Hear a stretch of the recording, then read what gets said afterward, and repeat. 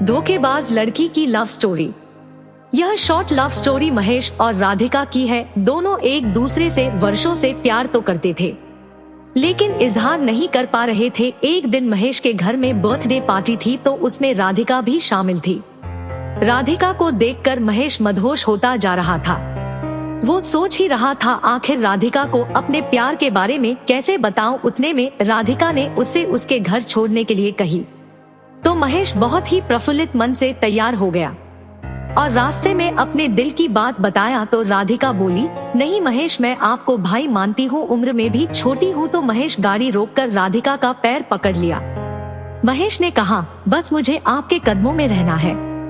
आखिर में राधिका मान गई और कॉल और व्हाट्सएप पर बात न करने का सलाह दिया। महेश भी उसकी हर बात को बिना किसी हिचक के एक्सेप्ट किया। इतने में उसका घर आ गया।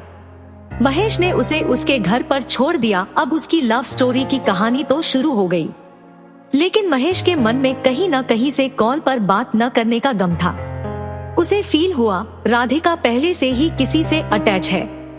मैं उसके खुशी में बाधा बन रहा हूँ, वो खुश है तो मेरा प्यार खुश है। इतना सब कुछ मंथन करने के बाद महेश ने लड़की से माफी मांगने का फैसला लिया। लगभग 2 दिन बाद महेश ने किसी तरह से लड़की से जाकर माफी मांगी। महेश ने बोला, राधिका मुझे माफ कर देना, मैं आपसे प्यार नहीं करता। इतना कहती ही राधिका पूरी तरह से शॉक्ड रह गई।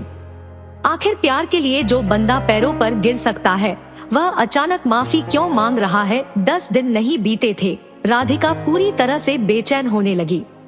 महेश से मिलना चाहती थी, अपने गलती का माफी मांगना चाहती थी। जैसे तैसे राधा ने महेश से कांटेक्ट किया और अपने प्यार का इजहार किया। साथ जीने मरने की कसम तक खाई। राधिका का बर्थडे 9 जुलाई को था। बारिश और तूफान पूरी तरह से मजबूर कर रखी थी। लोगों का आना जाना मुश्किल था। इसके बावजूद महेश ने बर्थडे सेलिब्रेशन के लिए मार्केट जाकर उसके लिए गिफ्ट लिया। उसी रात में मिलने की प्लानिंग भी था। महेश ने रात के 1 बजे उससे मिलने गया। उसे गिफ्ट देकर उसके माथे पर टीका लगाया, फिर गले जैसे ही लगाना चाहा, तो राधिका महेश के ऊपर भड़क गई। सिर्फ इसीलिए प्यार करते हो।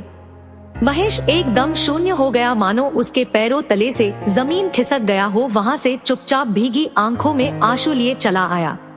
दोनों की बातचीत बंद हो गई और अलग अलग रहने लगे। महेश के दिल पर जो चोट लगी थी, वह कभी नहीं भूल सकता था। उसके सारे कांटेक्ट को ब्लॉक कर दिया था। 2 महीने बाद राधिका ने अपनी फ्रेंड के नंबर से कॉल करके माफी मांगी, तो महेश ने साफ इनकार कर दिया, मैं कभी भी आपसे संपर्क नहीं रख सकता हूँ, मैं आपके काबिल नहीं हूँ। इतना सुनते ही राधिका रोने लगी और एक चांस के लिए गिड़गिड़ाने लगी। तो महेश भी मन गया। अब दोनों की लव स्टोरी बहुत अच्छे से चल रही थी। दोनों एक दूसरे से मिलने जुलने भी लगे थे। महेश राधिका के हर जरूरत को पूरा करता था, यहाँ तक उसके कॉलेज की फीस भी भरता था। एक दिन राधिका और महेश लॉन्ग ड्राइव पर थे, तो राधिका के नंबर काफी कॉल और मैसेज आते रहते, लेकिन महेश के सामने कोई भी कॉल और मैसेज पिकअप नहीं किया। महेश को रास्ते में शक होने लगा, आखिर बात क्या है। जब महेश ने मोबाइल को चेक करने के लिए मांगा, तो राधिका ने स्विच ऑफ होने का बहाना किया।